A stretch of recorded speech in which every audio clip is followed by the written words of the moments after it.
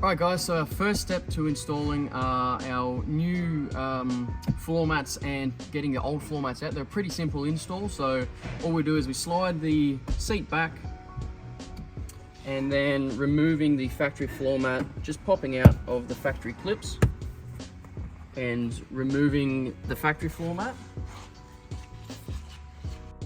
So grabbing our new MUDTAMER upgrade now to slide in front first. They're a nice snug fit because all these mats are 3D scanned. Sitting in nice and tight, clipping into the factory clips, and it's as easy as that. Alright guys, so we're now installing the passenger side. It's just as easy as the driver's side. Just sliding the seat back, lifting out the factory floor mat,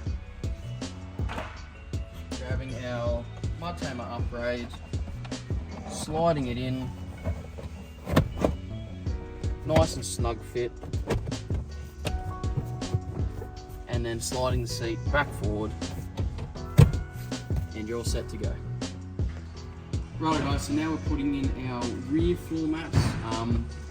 This is actually really good because this ute actually didn't come with any, so to install the rears is just like the fronts.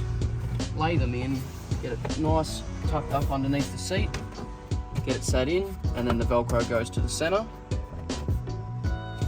And that's our left-hand one done. Righto guys, now we're putting in our right-hand side mat. So once again, just sliding the mats in.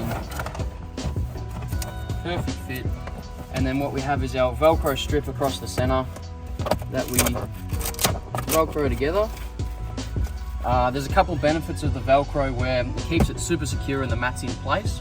And then also what it does is allowing that if you ever want to remove the mats to then shake them out or get in any of the stuff that they collect in them, is that you don't have to lift a full set of mats over the rear seats and potentially spill anything. You can just separate them and they're easily removable. So